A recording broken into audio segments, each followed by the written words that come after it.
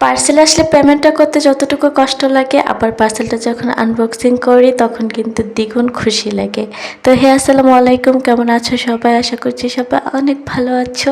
আলহামদুলিল্লাহ আমি অনেক ভালো আছি। তো আমার একটা পার্সেল আসছে। আমি কিছুদিন আগে একটা বাউন্সার অর্ডার করছিলাম রোজাইফের জন্য, তো সেটা আজকে আসলো। তো দেখতেই পারলে যে আমি কতটা এক্সাইটেড হয়ে সেটা আনবক্সিং করছি। অ্যাকচুয়ালি আমার হাতে যখন টাকা থাকে তখন আমার মনে হয় যে যা দেখি তাই কিনে ফেলে, এমন একটা অবস্থা। কিন্তু মাস শেষে যখন টাকা একটু কমে আসে তখন বুঝতে পারি যে এগুলো আমার ঠিক হয় নাই। তো পরের মাস থেকে আর করব না, কিন্তু দেখা যায় যে আমি প্রত্যেক মাসে এমন করি, প্রত্যেক মাসে প্রমিস করি, প্রত্যেক মাসে প্রমিস ব্রেক করি। তোমরা অ্যাকচুয়ালি খেয়াল করলে বুঝতে পারবা যে আজকে আমার গলাটা একটু ভাঙা ভাঙা। অ্যাকচুয়ালি আমার ঠান্ডা লাগছে। পয়জামা দিতে সত্যি কথা বলতে আমার খুব কষ্ট হচ্ছে, কিন্তু কি করবো বলো?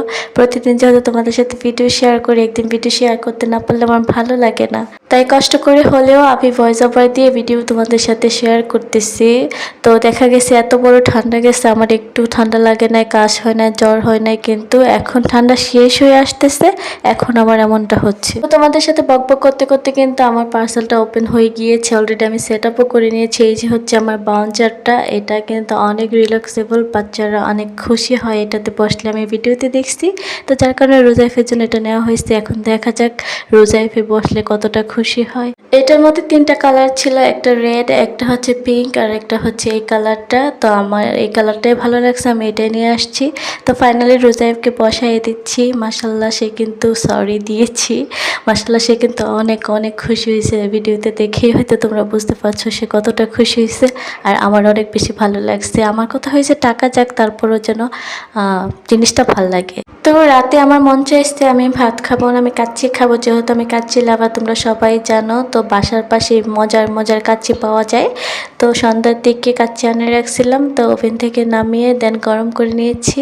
এখন হচ্ছে আমি কাচ্চি খাবো মজা মজা করে। তো এই কাচ্চি ভাইটা যখন হচ্ছে ব্রাহ্মণবাড়িয়াতে ওপেন হয়েছে, তো আমরা সবাই মনে করছি এটা অরিজিনাল কাচ্চি ভাইয়ের হয়তো বা আউটলেট, কিন্তু পরবর্তীতে জানতে পারলাম যে না, এটা অন্য কাচ্চি ভাই।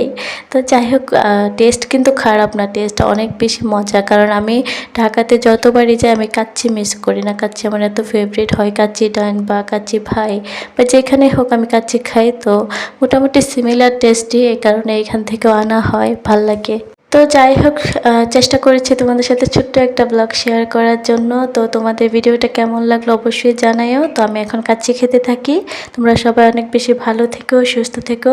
আবার তোমাদের সাথে দেখা হবে আগামীকাল। যদি বেঁচে থাকি তোমরা অবশ্যই আমার জন্য দোয়া করবে, আমিও তোমাদের জন্য দোয়া করি। তো সে পর্যন্ত ভালো থেকো, আল্লাহ হাফেজ। বাই বলার পরে কিন্তু আমি সবসময় প্রত্যেকটা ভিডিওতে অনেক বকবক করি। তো আজকে কি করব? না, থাক, করবো না।